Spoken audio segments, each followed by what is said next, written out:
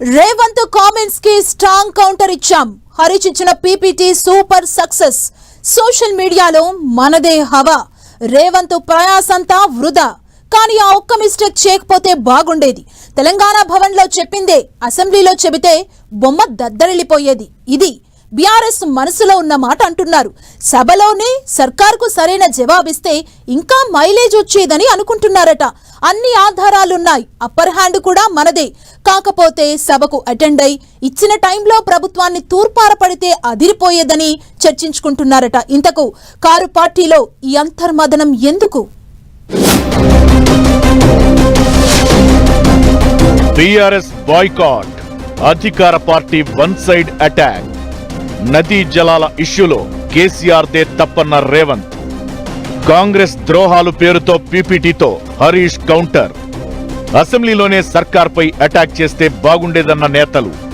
పీపీటీకి అవకాశం లేకపోయినా చర్చలో పాల్గొనాల్సిందన్న టాక్.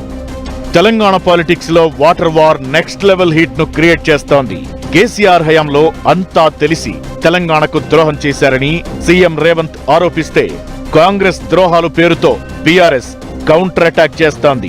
సీఎం రేవంత్ అసెంబ్లీలో మాట్లాడిన ప్రతి మాటకు, ఆరోపణకు తెలంగాణ భవన్ వేదికగా కృష్ణా జలాల పవర్ పాయింట్ ప్రెజెంటేషన్ ఇచ్చారు మాజీ మంత్రి హరీష్ రావు. తెలంగాణ ప్రాంతాన్ని ఆంధ్రాతో కలపడమే కాంగ్రెస్ చేసిన మొదటి తప్పైతే కలిపిన తరువాత ఫజల్ అలీ కమిషన్ సూచనలకు విరుద్ధంగా ఈ ప్రాంతానికి మేలు చేసే ప్రాజెక్టులను రద్దు చేశారని హరీష్ రావు మండిపడ్డారు. నాడు ఏలేశ్వరం దగ్గర కట్టాల్సిన నాగార్జున సాగర్ ప్రాజెక్టును నందికొండకు తరలించడం ద్వారా నల్లగొండ, మహబూబ్ నగర్ జిల్లాలకు కాంగ్రెస్ తీరని అన్యాయం చేసిందని ఆరోపించారు. కృష్ణా జలాలు, పాలమూరు ఎత్తిపోతల విషయంలో అసెంబ్లీ సాక్షిగా రేవంత్ అన్ని అబద్ధాలే చెప్పారని, ఇవిగో ఆధారాలు అంటూ వాస్తవాలను చెప్పే ప్రయత్నం చేశారు. 2.5 గంటల పాటు హరీష్ రావు ఇచ్చిన పవర్ పాయింట్ ప్రెజెంటేషన్ బీఆర్ఎస్ నేతలను బాగా ఆకట్టుకుంది. ఆయన లేవనెత్తిన అంశాలపై అటు సోషల్ మీడియాలో, ఇటు బీఆర్ఎస్ నేతల్లో కూడా చర్చ జరుగుతోంది. రేవంత్ కు హరీష్ రావు స్ట్రాంగ్ కౌంటర్ ఇచ్చారని ఫుల్ ఖుష్ అవుతున్నారట గులాబీ లీడర్లు, క్యాడర్. కాకపోతే ఇదే మ్యాటర్ ను అసెంబ్లీ వేదికగా చెప్పి ఉంటే ఇంకా బాగుండేదనేది ఇంటర్నల్ డిస్కషన్ అంటున్నారు.